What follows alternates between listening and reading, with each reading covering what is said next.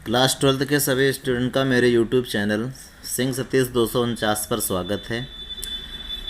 आज आप लोग लेसन नंबर 13 प्रकाश का परावर्तन गोली दर्पण तथा प्रकाश का अपवर्तन, ये लेसन नंबर 13 है और इस लेसन के आज आप लोगों को न्यूमेरिकल मैं समझाने जा रहा हूँ।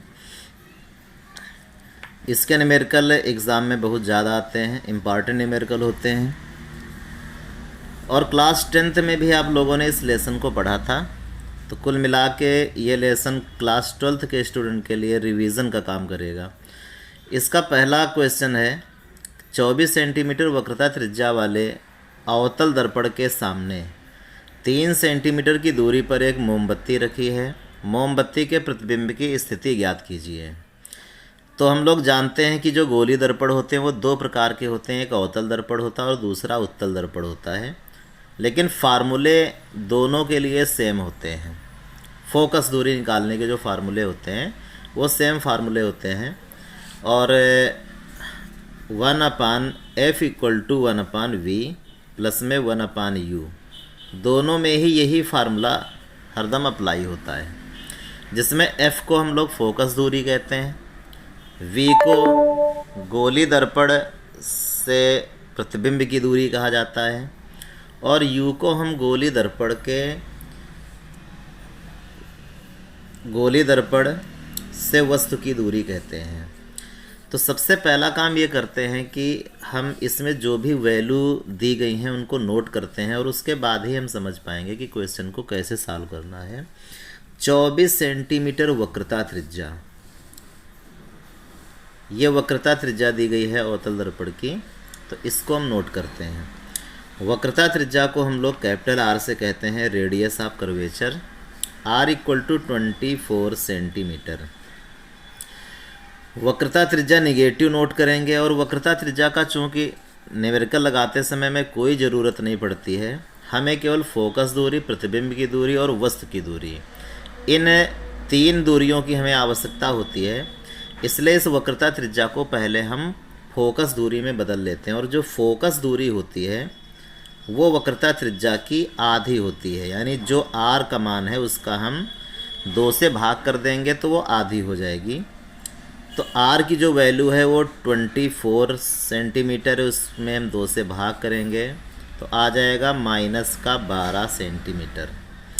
और अवतल दर्पण की फोकस दूरी है, इसलिए जो चिन्ह परिपाटी होता है उसके अनुसार हमें इसको निगेटिव ही नोट करना होता है। उत्तल दर्पण की फोकस दूरी पॉजिटिव नोट की जाती है, अवतल दर्पण की फोकस दूरी निगेटिव नोट की जाती है। इसके बाद कह रहा कि 3 सेंटीमीटर की दूरी पर एक मोमबत्ती रखी है। इसका हम फिगर आपको बना के दिखाते हैं। ये है अवतल दर्पण और इस अवतल दर्पण का ये ध्रुव होता है। सभी दूरियां ध्रुव से ही नापी जाती हैं। मोमबत्ती रखी हुई है, ये जो मोमबत्ती है ये इस दर्पण के लिए वस्तु का काम करेगी और 3 सेंटीमीटर की दूरी पर इस तरीके से मोमबत्ती रखी है। ये मोमबत्ती है, मोमबत्ती वस्तु का काम करेगी। तो वस्तु की दूरी अगर हम इसके पोल से यानी ध्रुव से नापते हैं तो इसको हम लोग u से नोट करते हैं। तो u = 3 सेंटीमीटर लिखेंगे, लेकिन हम लोग जानते हैं कि ध्रुव से बाईं तरफ की जो दूरियां होती हैं वो हरदम निगेटिव चिन्ह परिपाटी के साथ नोट की जाती हैं, इसलिए यहाँ पे -3 रहेगा। मोमबत्ती के प्रतिबिंब की स्थिति ज्ञात करो। प्रतिबिंब कहाँ बनेगा ये हमको निकालना है और प्रतिबिंब की दूरी को v से नोट किया था, यानी v = हम निकाल के दिखाएंगे। तो सीधे हम फार्मूला लगा लेते हैं, क्योंकि f, u और v ये 3 चीज़ें हमारे पास हैं, 3 वैल्यू हमारे पास हैं। तो इसका जो फार्मूला रहेगा वो ये फार्मूला, दर्पण का सूत्र लगाते हैं, 1/f = 1/v प्लस में 1/u। इस फार्मूले से हम आंसर प्राप्त कर लेंगे। तो 1/f जब करेंगे तो f की वैल्यू -12 सेंटीमीटर है, -12 यहाँ लिखेंगे। 1/v निकालना है और u की वैल्यू -3 है। तो -1/12 इक्वल टू 1/v, और ये माइनस और ये प्लस दोनों गुणा होकर प्लस माइनस का गुणा माइनस हो जाएगा 1/3। इस -1/3 को हम बराबर के इधर भेज देते हैं, तो ये माइनस का 1/3 है, प्लस का 1/3 हो जाएगा। तो ऐसी स्थिति में 1/v इक्वल टू माइनस का 1/12 ये आएगा, इसमें जुड़ जाएगा, और प्लस में यहाँ पर 1/3 हो जाएगा। इसके बाद 1/v इक्वल टू 12 और 3 का एलसीएम ले लेते हैं, तो 12 ही इसका एलसीएम रहेगा, और यहाँ पे -1, 3 से 12 में भाग करेंगे 4 बार चला जाएगा, और 4 में 1 घटाएंगे 3, और बटे में 12 आएगा, 3 से काटेंगे 4 आ जाएगा। इस तरीके से 1/v इक्वल टू 1/4, और तब v इक्वल टू 4 सेंटीमीटर। और यहाँ पे हम ये देख रहे हैं कि जो प्रतिबिंब की दूरी है वो धनात्मक है। धनात्मक का मतलब ये रहेगा कि जो प्रतिबिंब है वो दर्पण के पीछे बनेगा, यहाँ पीछे बनेगा, क्योंकि दर्पणों में जो धनात्मक दूरी होती है वो हरदम दर्पण के ध्रुव से दाईं ओर होती है। तो इससे हमें पता चल जाएगा कि जो प्रतिबिंब है वो दर्पण के पीछे बनेगा, और अवतल दर्पण के पीछे यदि प्रतिबिंब बनता है तो इसका मतलब वो प्रतिबिंब आभासी होता है। तो ये जो प्रतिबिंब रहेगा ये आभासी रहेगा, दर्पण के पीछे रहेगा, ये इसकी प्रकृति है।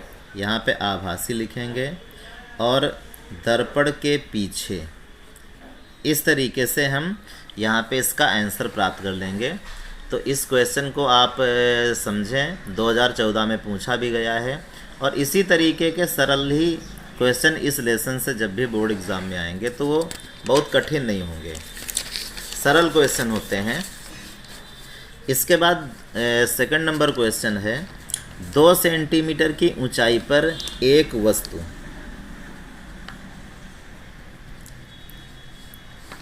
वस्तु अवतल दर्पण से 16 सेंटीमीटर की दूरी पर रखी है। तो एक हम इसका रफ फिगर बना लेते हैं, ये आप लोगों को बनाने की कोई ज़रूरत नहीं है।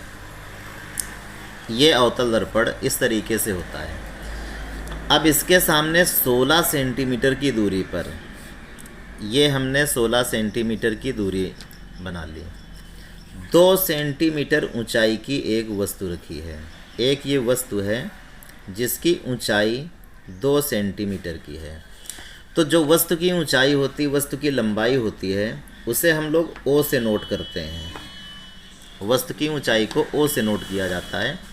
तो ओ इक्वल टू यहाँ पे हम 2 सेंटीमीटर लिखेंगे, और प्लस का, क्योंकि मुख्य अक्ष से ऊपर की जो दूरी होती हैं वो धनात्मक चिन्ह के साथ नापी जाती है, इसलिए ओ की वैल्यू, वस्तु की ऊंचाई को हम प्लस चिन्ह के साथ नोट करेंगे।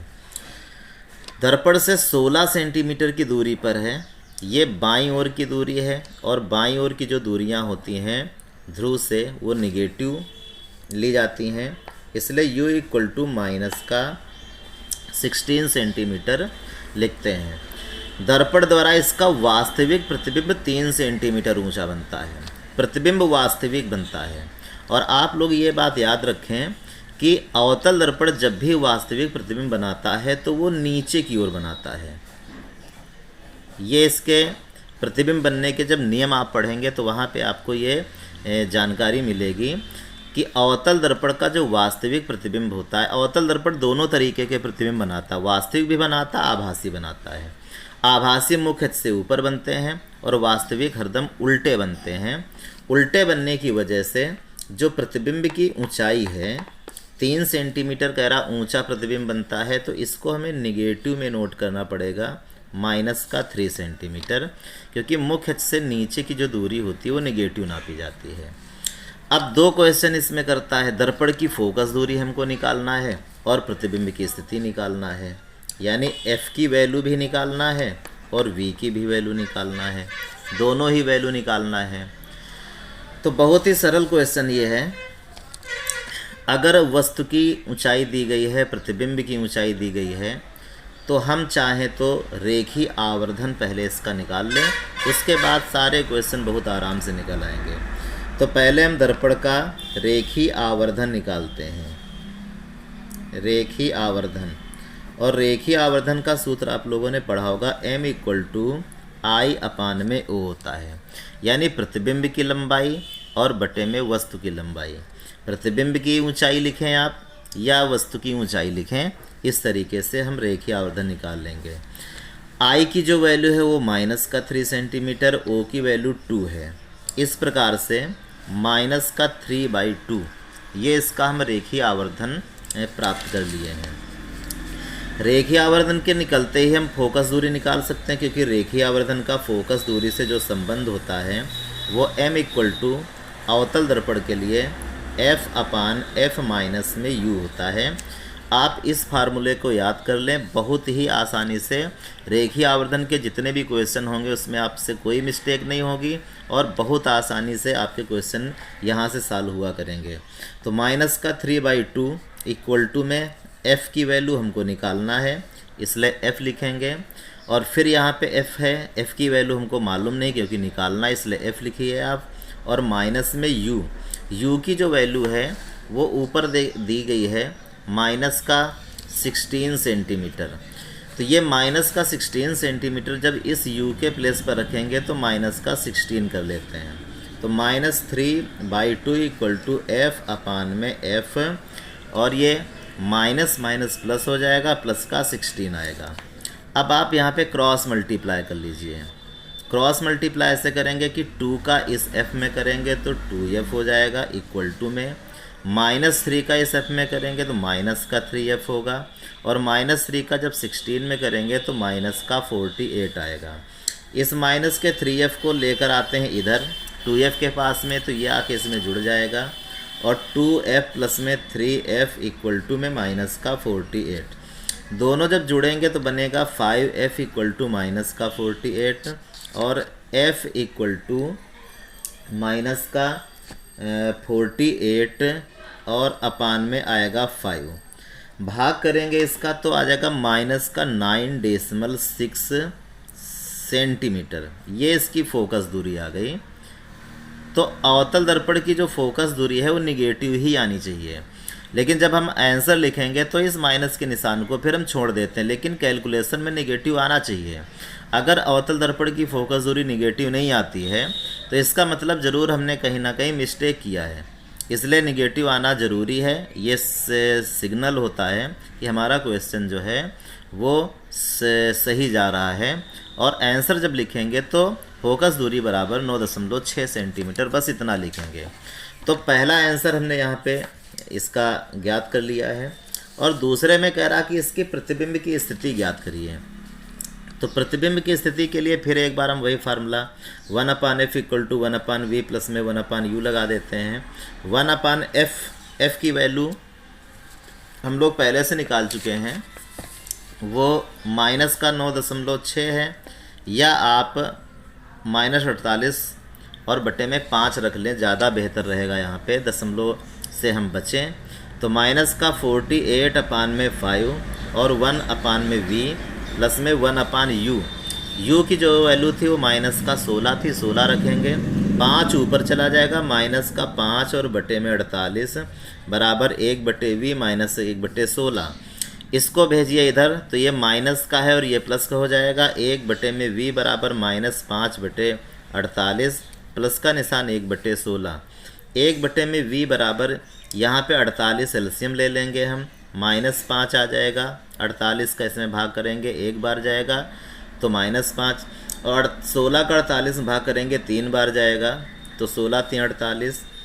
1/v इक्वल टू -2/48, और इसको काटेंगे तो आ जाएगा 24। इस तरीके से 1/v इक्वल टू -1/24, तो v इक्वल टू -24 सेंटीमीटर। और v का मान भी निगेटिव है, इसका मतलब जो प्रतिबिंब है वो दर्पण के आगे बनेगा, क्योंकि दर्पण के आगे की सारी दूरियां निगेटिव चिन्ह के साथ ली जाती हैं। तो ये जो प्रतिबिंब बनेगा वो दर्पण के सामने बनेगा, क्योंकि वास्तविक जो प्रतिबिंब होते हैं वो सामने ही बनते हैं। इसके बाद लास्ट क्वेश्चन 3 है।